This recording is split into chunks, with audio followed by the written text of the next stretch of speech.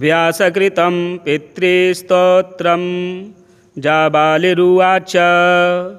गुरोन्वद महाभाग वेदव्यास जगद्गुरो गुरूणां तारतम्यञ्च कस्मात् किं फलमुच्यते। व्यास उवाच। माता पिता गुरुः श्रेयान् ज्येष्ठभ्राता पितामहः श्वशुरो मातुलश्चैव तथा मातामहः स्मृतः। पितुर्ज्येष्ठः कनिष्ठश्च भ्राता ज्येष्ठा निजस्वसा। पितुः स्वसा जनन्याश्च स्वसा गुरुजनाः स्मृताः। पत्न्यः पितामहादीनां तथैव गुरवः स्मृताः। एतेषु हि पिता श्रेयान् गुरुरेव महागुरुः। पिता धर्मः पिता स्वर्गः पिता हि परमं तपः। पितरि प्रीतिमापन्ने प्रीयन्ते सर्वदेवताः। पिता यस्य क्वचिद्दृष्टो न तस्य कस्यचिद्गतिः। जपोदानं तपो होमः स्नानं तीर्थक्रियाविधिः। वृथैव तस्य सर्वाणि कर्माण्यन्यानि कानिचित्। करोति सर्वदेवेशं पितरं चानुतप्य यः।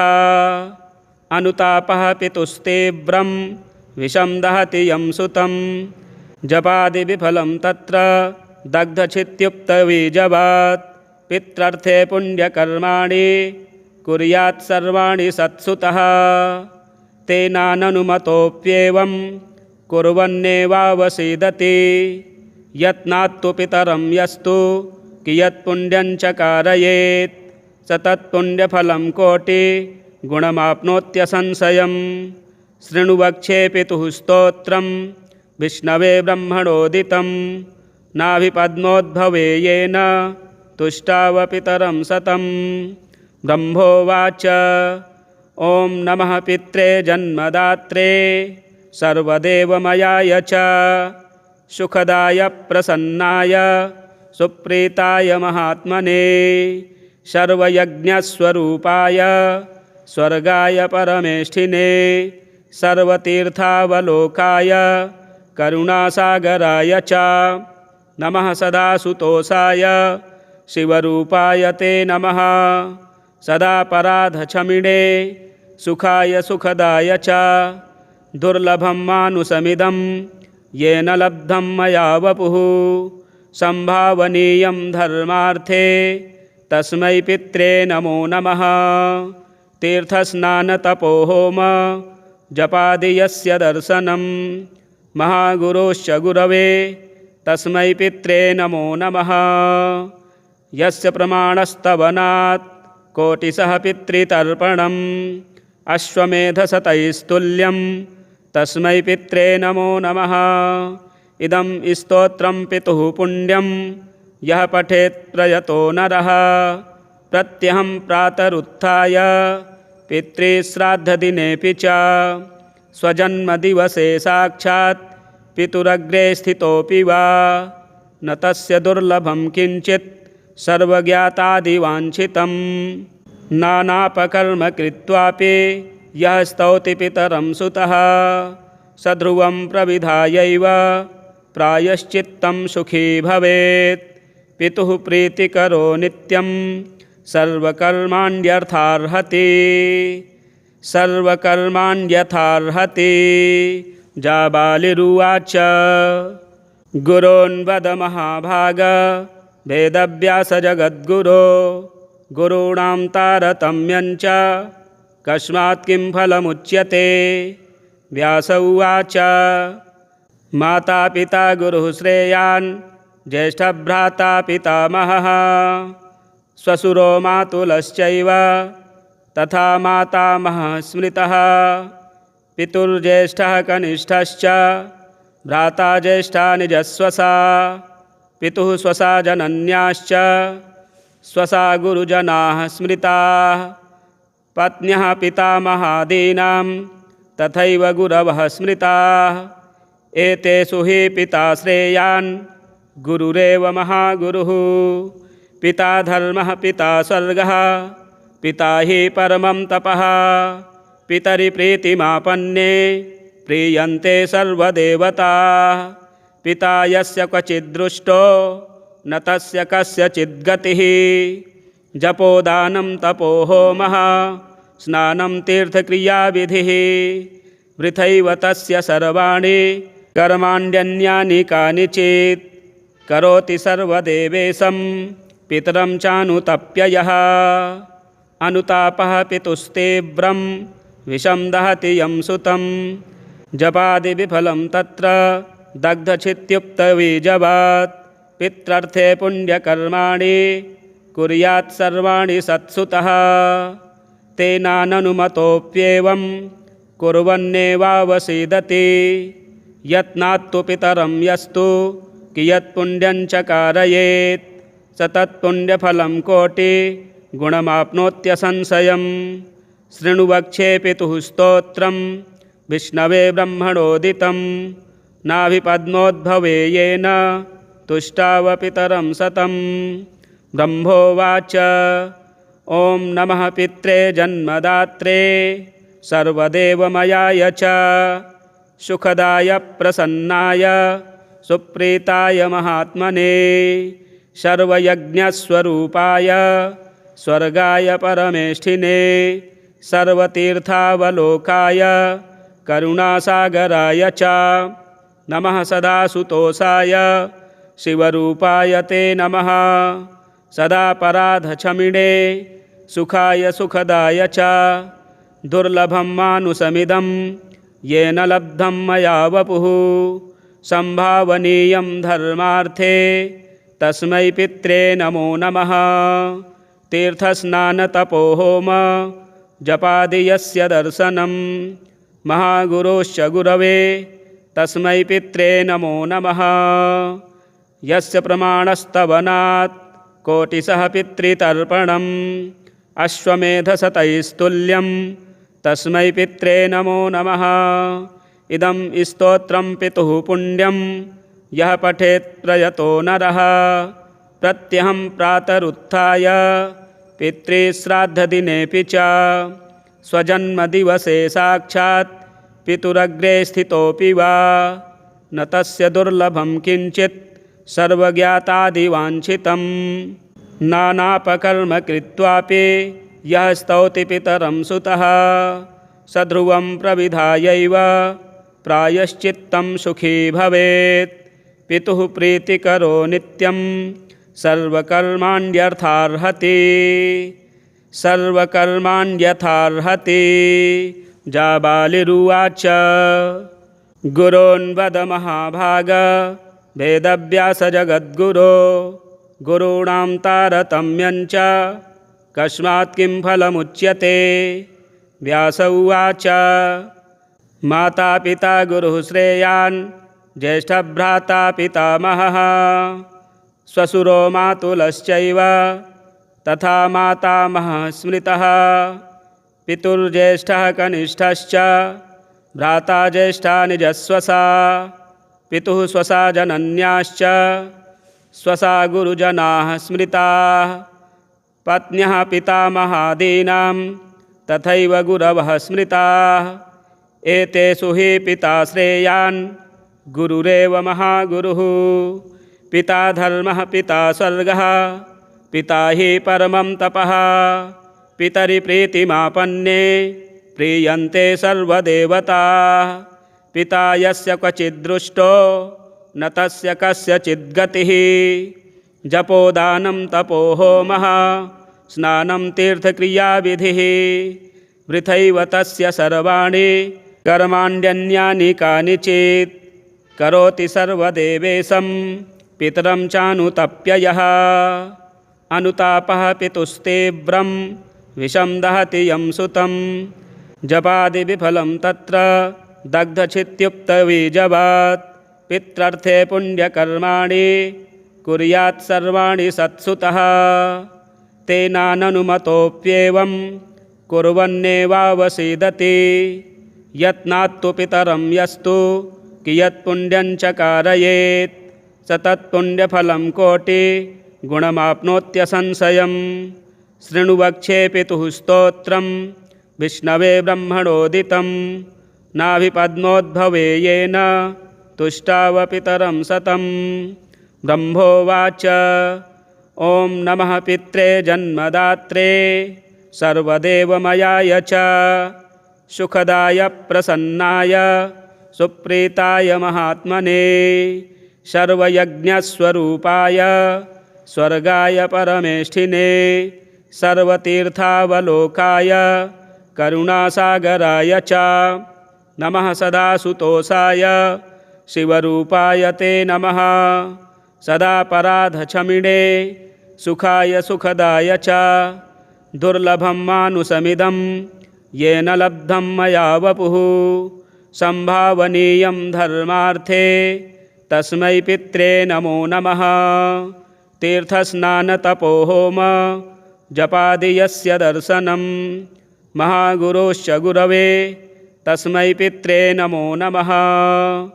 यस्य प्रमाणस्तवनात् कोटिशः पितृतर्पणम् अश्वमेधशतैस्तुल्यं तस्मै पित्रे नमो नमः। इदं स्तोत्रं पितुः पुण्यं यः पठेत् प्रयतो नरः प्रत्यहं प्रातरुत्थाय पितृश्राद्धदिनेऽपि च स्वजन्मदिवसे साक्षात् पितुरग्रे स्थितोऽपि वा न तस्य दुर्लभं किञ्चित् सर्वज्ञातादिवाञ्छितं। नानापकर्म कृत्वापि यः स्तौति पितरं सुतः सध्रुवं प्रविधायैव प्रायश्चित्तं सुखी भवेत्। पितुः प्रीतिकरो नित्यं सर्वकर्माण्यर्थार्हति सर्वकर्माण्यथार्हति। जाबालिरुवाच गुरोन्वद महाभाग वेदव्यास जगद्गुरो गुरूणां तारतम्यञ्च कस्मात् किं फलमुच्यते। व्यास उवाच माता पिता गुरुः श्रेयान् ज्येष्ठभ्राता पितामहः श्वशुरो मातुलश्चैव तथा मातामहः स्मृतः। पितुर्ज्येष्ठः कनिष्ठश्च भ्राता ज्येष्ठा निजस्वसा पितुः स्वसा जनन्याश्च स्वसा गुरुजनाः स्मृताः। पत्न्यः पितामहादीनां तथैव गुरवः स्मृताः। एतेषु हि पिता श्रेयान् गुरुरेव महागुरुः। पिता धर्मः पिता स्वर्गः पिता हि परमं तपः। पितरि प्रीतिमापन्ने प्रीयन्ते सर्वदेवताः। पिता यस्य क्वचिद्दृष्टो न तस्य कस्यचिद्गतिः। जपोदानं तपोहोमः स्नानं तीर्थक्रियाविधिः वृथैव तस्य सर्वाणि कर्माण्यन्यानि कानिचित्। करोति सर्वदेवेशं पितरं चानुतप्य यः अनुतापः पितुस्तीव्रं विषं दहति यं सुतं। जपादिविफलं तत्र दग्धचित्युक्तबीजवत् पित्रर्थे पुण्यकर्माणि कुर्यात् सर्वाणि सत्सुतः। तेनाननुमतोऽप्येवं कुर्वन्नेवावसीदति। यत्नात्तु पितरं यस्तु कियत्पुण्यञ्च कारयेत् स तत्पुण्यफलं कोटिगुणमाप्नोत्यसंशयम्। शृणु वक्ष्ये पितुः स्तोत्रं विष्णवे ब्रह्मणोदितं नाभिपद्मोद्भवे येन तुष्टावपितरं सतं।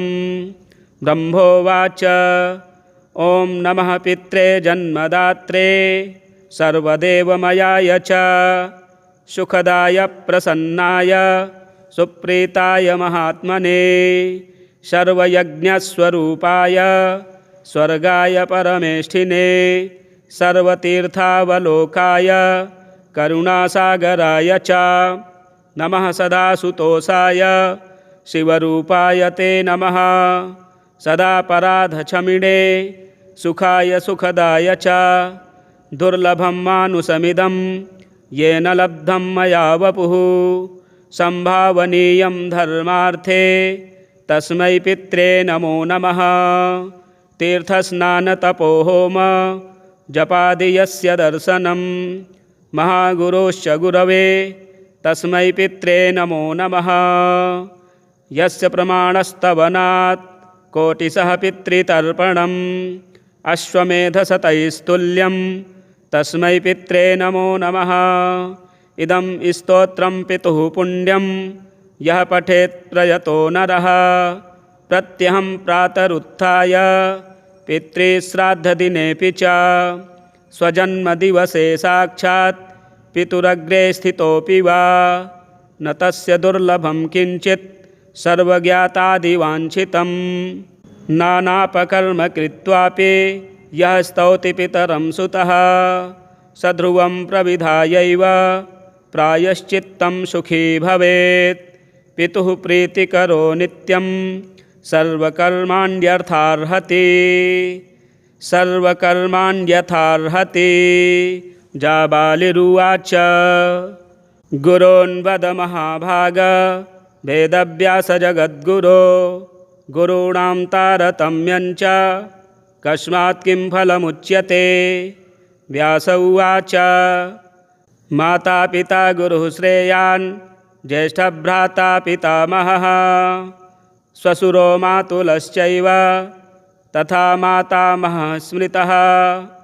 पितुर्ज्येष्ठः कनिष्ठश्च भ्राता ज्येष्ठा निजस्वसा पितुः स्वसा जनन्याश्च स्वसा गुरुजनाः स्मृताः। पत्न्यः पितामहादीनां तथैव गुरवः स्मृताः। एतेषु हि पिता श्रेयान् गुरुरेव महागुरुः। पिता धर्मः पिता स्वर्गः पिता हि परमं तपः।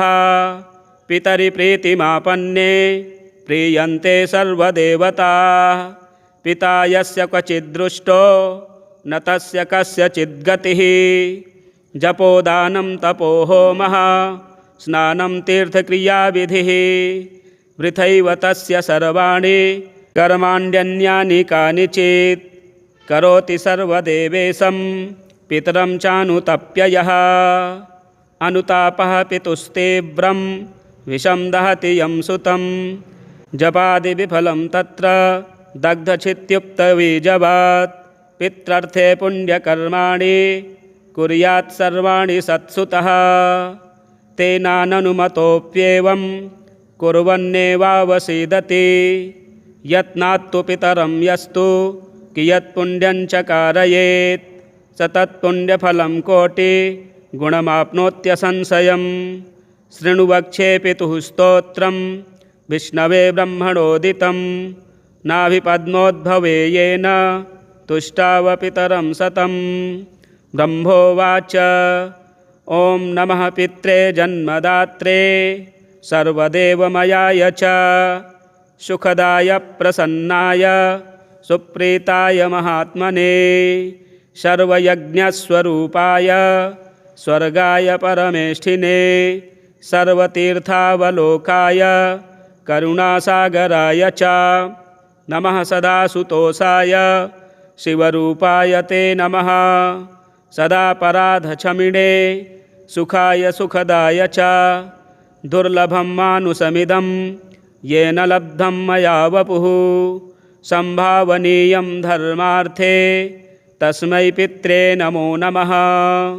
तीर्थस्नानतपोहोम जपादि यस्य दर्शनं महागुरोश्च गुरवे तस्मै पित्रे नमो नमः।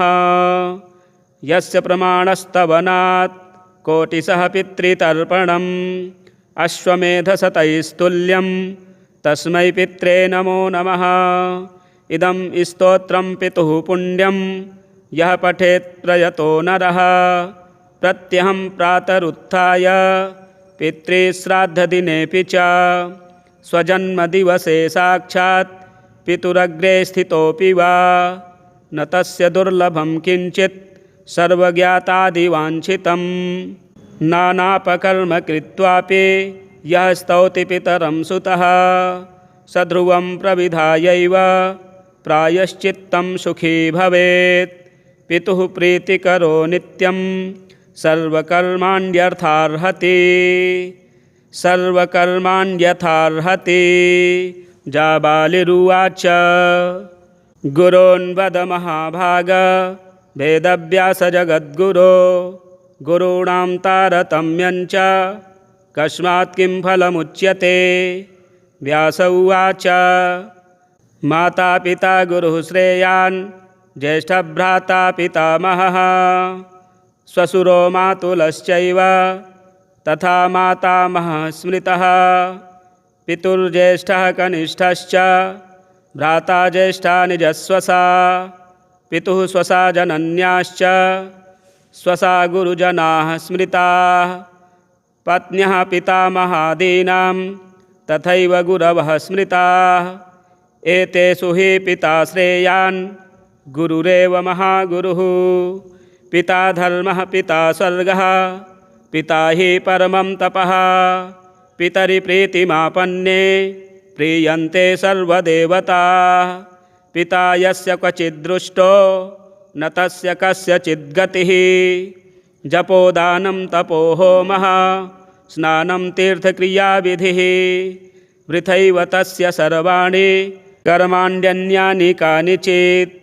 करोति सर्वदेवेशं पितरं चानुतप्य यः। अनुतापः पितुस्तीव्रं विषं दहति यं सुतं। जपादिविफलं तत्र दग्धचित्युक्तबीजवत्। पित्रर्थे पुण्यकर्माणि कुर्यात् सर्वाणि सत्सुतः। तेनाननुमतोऽप्येवं कुर्वन्नेवावसीदति। यत्नात्तु पितरं यस्तु कियत्पुण्यञ्च कारयेत् स तत्पुण्यफलं कोटिगुणमाप्नोत्यसंशयम्। शृणु वक्ष्ये पितुः स्तोत्रं विष्णवे ब्रह्मणोदितं। नाभिपद्मोद्भवे येन तुष्टाव पितरं सतं। ब्रह्मोवाच ॐ नमः पित्रे जन्मदात्रे सर्वदेवमयाय च सुखदाय प्रसन्नाय सुप्रीताय महात्मने सर्वयज्ञस्वरूपाय स्वर्गाय परमेष्ठिने सर्वतीर्थावलोकाय करुणासागराय च नमः सदासुतोषाय शिवरूपाय ते नमः सदापराधक्षमिणे सुखाय सुखदाय च दुर्लभं मानुषमिदं येन लब्धं मया वपुः संभावनीयं धर्मार्थे तस्मै पित्रे नमो नमः। तीर्थस्नानतपोहोम जपादि यस्य दर्शनं महागुरोश्च गुरवे तस्मै पित्रे नमो नमः। यस्य प्रमाणस्तवनात् कोटिशः पितृतर्पणम् अश्वमेधशतैस्तुल्यं तस्मै पित्रे नमो नमः। इदं स्तोत्रं पितुः पुण्यं यः पठेत् प्रयतो नरः प्रत्यहं प्रातरुत्थाय पितृश्राद्धदिनेऽपि च स्वजन्मदिवसे साक्षात् पितुरग्रे स्थितोऽपि वा न तस्य दुर्लभं किञ्चित् सर्वज्ञातादिवाञ्छितं। नानापकर्म कृत्वापि यः स्तौति पितरं सुतः स ध्रुवं प्रविधायैव प्रायश्चित्तं सुखी भवेत्। पितुः प्रीतिकरो नित्यं सर्वकर्माण्यर्थार्हति सर्वकर्माण्यर्थार्हति। जाबालिरुवाच गुरोन्वद महाभाग वेदव्यासजगद्गुरो गुरूणां तारतम्यञ्च कस्मात् किं फलमुच्यते। व्यास उवाच माता पिता गुरुः श्रेयान् ज्येष्ठभ्राता पितामहः श्वशुरो मातुलश्चैव तथा मातामहः स्मृतः। पितुर्ज्येष्ठः कनिष्ठश्च भ्राता ज्येष्ठा निजस्वसा। पितुः स्वसा जनन्याश्च स्वसा गुरुजनाः स्मृताः। पत्न्यः पितामहादीनां तथैव गुरवः स्मृताः। एतेषु हि पिता श्रेयान् गुरुरेव महागुरुः। पिता धर्मः पिता स्वर्गः पिता हि परमं तपः। पितरि प्रीतिमापन्ने प्रीयन्ते सर्वदेवताः। पिता यस्य क्वचिद्दृष्टो न तस्य कस्यचिद्गतिः।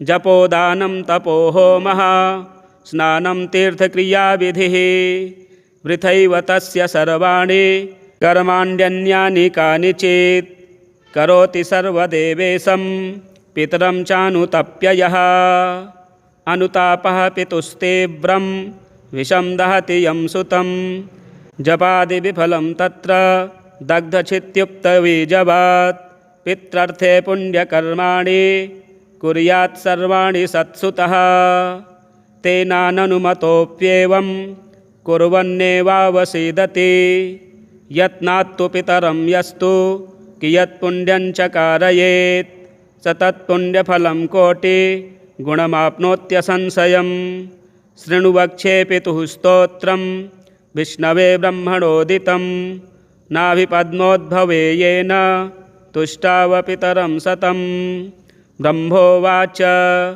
ॐ नमः पित्रे जन्मदात्रे सर्वदेवमयाय च सुखदाय प्रसन्नाय सुप्रीताय महात्मने सर्वयज्ञस्वरूपाय स्वर्गाय परमेष्ठिने सर्वतीर्थावलोकाय करुणासागराय च नमः सदासुतोषाय शिवरूपाय ते नमः सदापराधक्षमिणे सुखाय सुखदाय च दुर्लभं मानुषमिदं येन लब्धं मया वपुः संभावनीयं धर्मार्थे तस्मै पित्रे नमो नमः तीर्थस्नानतपोहोम जपादि यस्य दर्शनं महागुरोश्च गुरवे तस्मै पित्रे नमो नमः यस्य प्रमाणस्तवनात् कोटिशः पितृतर्पणम्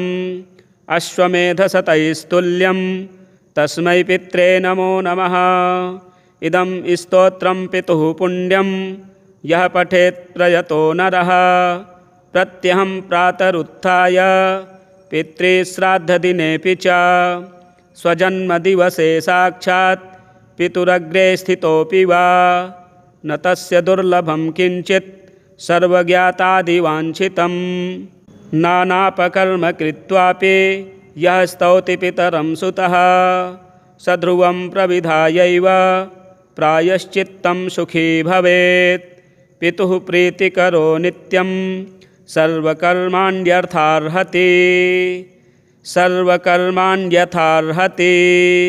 जाबालिरुवाच गुरोन्वद महाभाग वेदव्यास जगद्गुरो गुरूणां तारतम्यञ्च कस्मात् किं फलमुच्यते व्यास उवाच माता पिता गुरुः श्रेयान् ज्येष्ठभ्राता पितामहः श्वशुरो मातुलश्चैव तथा मातामहः स्मृतः पितुर्ज्येष्ठः कनिष्ठश्च भ्राता ज्येष्ठा निजस्वसा पितुः स्वसा जनन्याश्च स्वसा गुरुजनाः स्मृताः पत्न्यः पितामहादीनां तथैव गुरवः स्मृताः एतेषु हि पिता श्रेयान् गुरुरेव महागुरुः पिता धर्मः पिता स्वर्गः पिता हि परमं तपः पितरि प्रीतिमापन्ने प्रीयन्ते सर्वदेवताः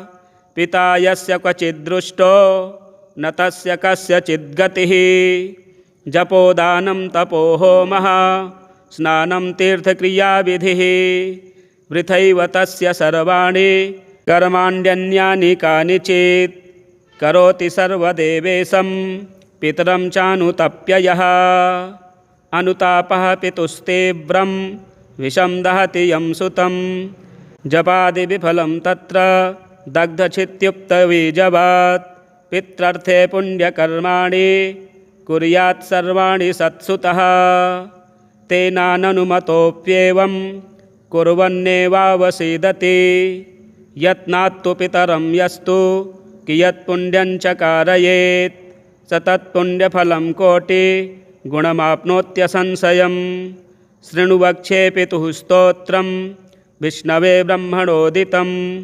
नाभिपद्मोद्भवे येन तुष्टावपितरं सतं ब्रह्मोवाच ॐ नमः पित्रे जन्मदात्रे सर्वदेवमयाय च सुखदाय प्रसन्नाय सुप्रीताय महात्मने सर्वयज्ञस्वरूपाय स्वर्गाय परमेष्ठिने सर्वतीर्थावलोकाय करुणासागराय च नमः सदासुतोषाय शिवरूपाय ते नमः सदापराधक्षमिणे सुखाय सुखदाय च दुर्लभं मानुषमिदं येन लब्धं मया वपुः संभावनीयं धर्मार्थे तस्मै पित्रे नमो नमः तीर्थस्नानतपोहोम जपादि यस्य दर्शनं महागुरोश्च गुरवे तस्मै पित्रे नमो नमः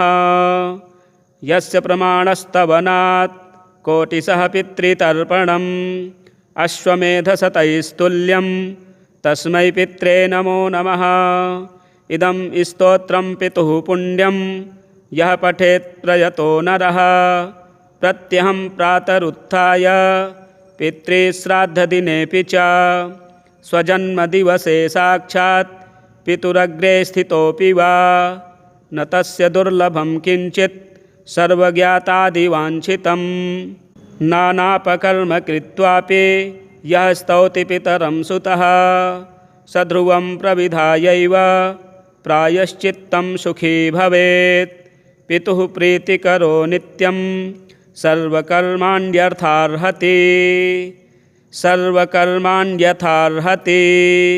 जाबालिरुवाच गुरोन्वद महाभाग वेदव्यास जगद्गुरो गुरूणां तारतम्यञ्च कस्मात् किं फलमुच्यते व्यास उवाच माता पिता गुरुः श्रेयान् ज्येष्ठभ्राता पितामहः श्वशुरो मातुलश्चैव तथा मातामहः स्मृतः पितुर्ज्येष्ठः कनिष्ठश्च भ्राता ज्येष्ठा निजस्वसा पितुः स्वसा जनन्याश्च स्वसा गुरुजनाः स्मृताः पत्न्यः पितामहादीनां तथैव गुरवः स्मृताः एतेषु हि पिता श्रेयान् गुरुरेव महागुरुः पिता धर्मः पिता स्वर्गः पिता हि परमं तपः पितरि प्रीतिमापन्ने प्रीयन्ते सर्वदेवताः पिता यस्य क्वचिद्दृष्टो न तस्य कस्यचिद्गतिः जपोदानं तपोहोमः स्नानं तीर्थक्रियाविधिः वृथैव तस्य सर्वाणि कर्माण्यन्यानि कानिचित् करोति सर्वदेवेशं पितरं चानुतप्ययः अनुतापः पितुस्तीव्रं विषं दहति यं सुतं जपादिविफलं तत्र दग्धचित्युक्तबीजवत् पित्रर्थे पुण्यकर्माणि कुर्यात् सर्वाणि सत्सुतः तेनाननुमतोऽप्येवं कुर्वन्नेवावसीदति यत्नात्तु पितरं यस्तु कियत्पुण्यञ्च कारयेत् स तत्पुण्यफलं कोटिगुणमाप्नोत्यसंशयम् शृणु वक्षे पितुः स्तोत्रं विष्णवे ब्रह्मणोदितं नाभिपद्मोद्भवे येन तुष्टावपितरं सतं ब्रह्मोवाच ॐ नमः पित्रे जन्मदात्रे सर्वदेवमयाय च सुखदाय प्रसन्नाय सुप्रीताय महात्मने सर्वयज्ञस्वरूपाय स्वर्गाय परमेष्ठिने सर्वतीर्थावलोकाय करुणासागराय च नमः सदासुतोषाय शिवरूपाय ते नमः सदापराधक्षमिणे सुखाय सुखदाय च दुर्लभं मानुषमिदं येन लब्धं मया वपुः संभावनीयं धर्मार्थे तस्मै पित्रे नमो नमः तीर्थस्नानतपोहोम जपादि यस्य दर्शनं महागुरोश्च गुरवे तस्मै पित्रे नमो नमः यस्य प्रमाणस्तवनात् कोटिशः पितृतर्पणम् अश्वमेधशतैस्तुल्यं तस्मै पित्रे नमो नमः। इदं स्तोत्रं पितुः पुण्यं यः पठेत् प्रयतो नरः। प्रत्यहं प्रातरुत्थाय पितृश्राद्धदिनेऽपि च स्वजन्मदिवसे साक्षात् पितुरग्रे स्थितोऽपि वा न तस्य दुर्लभं किञ्चित् सर्वज्ञातादिवाञ्छितं। नानापकर्म कृत्वापि यः स्तौति पितरं सुतः स ध्रुवं प्रविधायैव प्रायश्चित्तं सुखी भवेत्।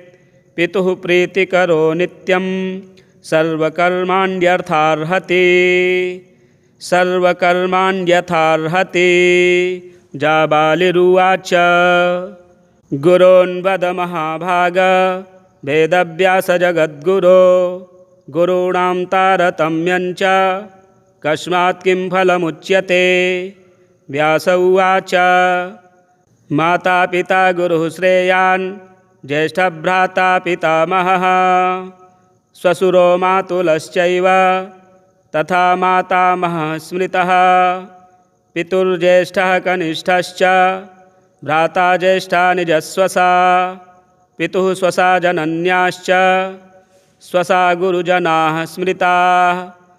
पत्न्यः पितामहादीनां तथैव गुरवः स्मृताः। एतेषु हि पिता श्रेयान् गुरुरेव महागुरुः। पिता धर्मः पिता स्वर्गः पिता हि परमं तपः। पितरि प्रीतिमापन्ने प्रीयन्ते सर्वदेवताः। पिता यस्य क्वचिद्दृष्टो न तस्य कस्यचिद्गतिः। जपोदानं तपो होमः स्नानं तीर्थक्रियाविधिः। वृथैव तस्य सर्वाणि कर्माण्यन्यानि कानिचित्। करोति सर्वदेवेशं पितरं चानुतप्य यः। अनुतापः पितुस्तीव्रं विषं दहति यं सुतं। जपादिविफलं तत्र दग्धचित्युक्तबीजवत्। पित्रर्थे पुण्यकर्माणि कुर्यात् सर्वाणि सत्सुतः। तेनाननुमतोऽप्येवं कुर्वन्नेवावसीदति। यत्नात्तु पितरं यस्तु कियत्पुण्यञ्च कारयेत् स तत्पुण्यफलं कोटिगुणमाप्नोत्यसंशयम्। शृणु वक्ष्ये पितुः स्तोत्रं विष्णवे ब्रह्मणोदितं। नाभिपद्मोद्भवे येन तुष्टाव पितरं सतं। ब्रह्मोवाच ॐ नमः पित्रे जन्मदात्रे सर्वदेवमयाय च सुखदाय प्रसन्नाय सुप्रीताय महात्मने सर्वयज्ञस्वरूपाय स्वर्गाय परमेष्ठिने सर्वतीर्थावलोकाय करुणासागराय च नमः सदा सुतोषाय शिवरूपाय ते नमः। सदा पराधक्षमिणे सुखाय सुखदाय च दुर्लभं मानुषमिदं येन लब्धं मया वपुः। संभावनीयं धर्मार्थे तस्मै पित्रे नमो नमः। तीर्थस्नानतपोहोम जपादि यस्य दर्शनं महागुरोश्च गुरवे तस्मै पित्रे नमो नमः।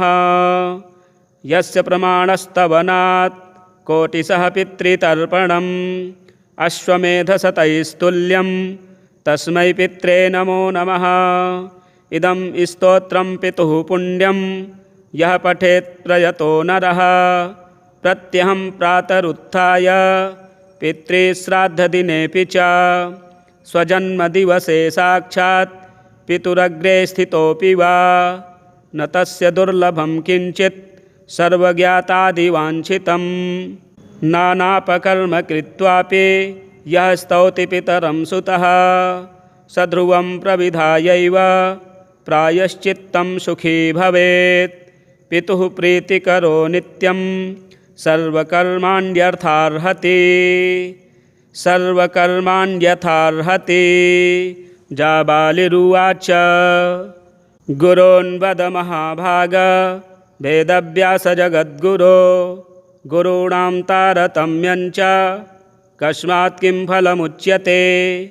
व्यास उवाच माता पिता गुरुः श्रेयान् ज्येष्ठभ्राता पितामहः श्वशुरो मातुलश्चैव तथा मातामहः स्मृतः पितुर्ज्येष्ठः कनिष्ठश्च भ्राता ज्येष्ठा निजस्वसा पितुः स्वसा जनन्याश्च स्वसा गुरुजनाः स्मृताः पत्न्यः पितामहादीनां तथैव गुरवः स्मृताः एतेषु हि पिता श्रेयान् गुरुरेव महागुरुः पिता धर्मः पिता स्वर्गः पिता हि परमं तपः पितरि प्रीतिमापन्ने प्रीयन्ते सर्वदेवताः पिता यस्य क्वचिद्दृष्टो न तस्य कस्यचिद्गतिः जपोदानं तपो होमः स्नानं तीर्थक्रियाविधिः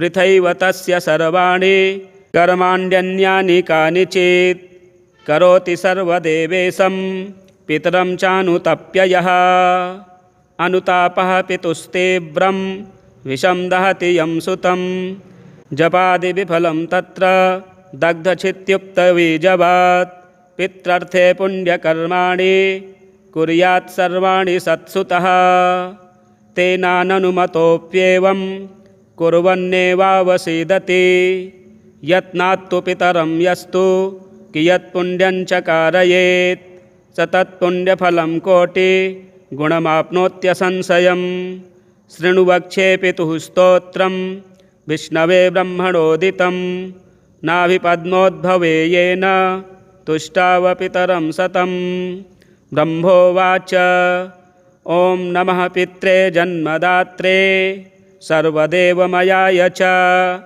सुखदाय प्रसन्नाय सुप्रीताय महात्मने सर्वयज्ञस्वरूपाय स्वर्गाय परमेष्ठिने सर्वतीर्थावलोकाय करुणासागराय च नमः सदासुतोषाय शिवरूपाय ते नमः सदापराधक्षमिणे सुखाय सुखदाय च दुर्लभं मानुषमिदं येन लब्धं मया वपुः संभावनीयं धर्मार्थे तस्मै पित्रे नमो नमः तीर्थस्नानतपोहोम जपादि यस्य दर्शनं महागुरोश्च गुरवे तस्मै पित्रे नमो नमः यस्य प्रमाणस्तवनात् कोटिशः पितृतर्पणम् अश्वमेधशतैस्तुल्यं तस्मै पित्रे नमो नमः इदं स्तोत्रं पितुः पुण्यं यः पठेत् प्रयतो नरः प्रत्यहं प्रातरुत्थाय पितृश्राद्धदिनेऽपि च स्वजन्मदिवसे साक्षात् पितुरग्रे स्थितोऽपि वा न तस्य दुर्लभं किञ्चित् सर्वज्ञातादिवाञ्छितं नानापकर्म कृत्वापि यः स्तौति पितरं सुतः स ध्रुवं प्रविधायैव प्रायश्चित्तं सुखी भवेत् पितुः प्रीतिकरो नित्यं सर्वकर्माण्यर्थार्हति बृहद्धर्मपुराणे पितृमातृभक्तिर्नाम व्यासप्रोक्तं पितृस्तोत्रं संपूर्णम्। इसी प्रकार के वीडियो देखने के लिए चैनल को सब्सक्राइब करें, वीडियो शेयर करें, लाइक करें। हर हर महादेव।